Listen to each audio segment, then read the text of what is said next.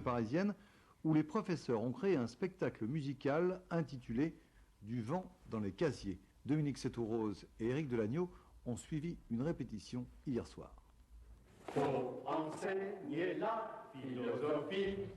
Ils enseignent les mathématiques, les lettres ou la musique et ils ont décidé de monter sur les planches pour raconter leur univers. Une comédie musicale avec des profs acteurs qui mettent en scène l'administration de l'éducation nationale et son fameux numéro de téléphone mis à la disposition des profs en difficulté. Avec Francis Gaz, votre vie va changer. Allô, oui, j'écoute.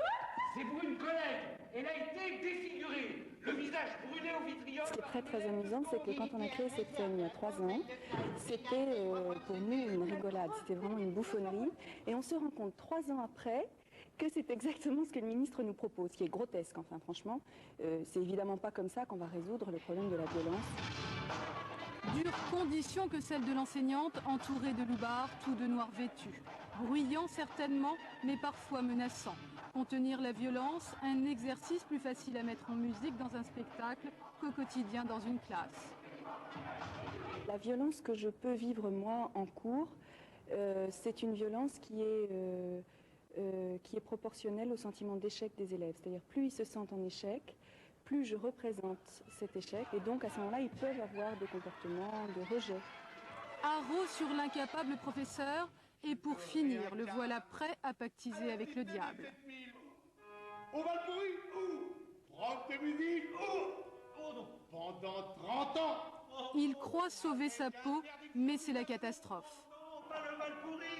C'est un coup fourré. Tu veux ma peau ou quoi? À toi de choisir, hein. Ou tu signes, ou alors le bal.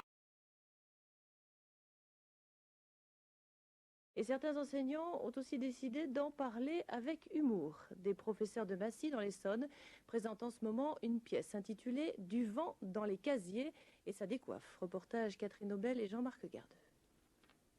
C'est l'histoire d'un prof qui ne veut surtout plus retourner dans sa ZEP. Mais comme le diable s'en mêle... Tu y retournes demain matin. Je te réincarne. À la Cité des 7000, au Valpouris, prof de musique, pendant 30 ans, avec interdiction de mutation. Oh non. Dans la zone d'éducation prioritaire du ministère, dans la ZEP, tu zappes, tu sautes, tu rappes. Dans la ZEP, t'es nommé, tu es prof et tu restes. Dans la ZEP, t'es nommé, tu es prof et tu restes. Ces profs de Massy ont mis leur angoisse en chanson et pour combattre la violence à l'école, il suffit de leur demander, ils ont des solutions à l'appel. L'humour et la dérision en sont évidemment les clés. J'ai pas de réponse quand ils me demandent. À quoi ça sert la philo? On gagne combien avec la philo? Entre du boulot et de la philo? Et Socrate, il est pas un peu congé celui-là? On avait imaginé comme une bouffonnerie qu'il y avait un numéro pour les profs en difficulté et qui serait 36-15 profs abattus. Puis 3 ans plus tard, je sais pas si Béraud est venu nous voir ou quoi. Allô, oui, j'écoute. C'est pour une collègue qui a été défigurée, le visage brûlé au vitriol par une élève de seconde. Ouais, je suis à vous tout de suite. Avec Francis Gaz, vous retrouverez la frite. Allô, oui, j'écoute. Ça a été rattrapé par la réalité parce que notre ministre vient de créer un numéro qui n'est même pas vert. D'ailleurs, il paraît qu'il faut payer pour appeler SOS Violence. Pour trouver le bonheur, racontez vos malheurs. J'écoute. Vos élèves ont vu la pièce? Ouais. Et alors, qu'est-ce qu'ils vous ont dit? Et ils sont super fiers de nous, ils voudraient faire pareil, ils trouvent ça génial d'avoir des profs qui sont des êtres humains, ils s'en rendent compte, qui chantent, qui dansent, qui aiment ça. J'en peux plus vraiment de ce boulot. Je pleure sur les cendres de mon auto. Il ne reste plus qu'une seule issue. 36-15, allô, prof abattu. Grâce à la mise en scène enlevée d'Oscar Castro et à la musique d'Anita Valéjo, ces profs pas du tout abattus devraient enfin se faire entendre. Bien mieux qu'avec n'importe quel numéro vert. Avec clin d'œil qui tue, commandant Pommier. Progression en espace découvert. Traversée des cours de récréation. Rectation dans les préaux. La police pour surveiller la récré. Voilà comment un groupe de profs d'un collège de banlieue parisienne raconte sur les planches son quotidien. Volontairement exagéré, c'est du théâtre. Et pourtant, depuis 3 ans que la pièce existe, la réalité a presque rattrapé la fiction. Il suffit d'écouter certains professeurs rassemblés sur ce thème il y a quelques jours, du ministre de l'Éducation nationale face à cette détresse, un numéro de téléphone pour soutenir le moral des enseignants. La réalité a presque dépassé la fiction. Alors, ne soyez pas déçus. Pour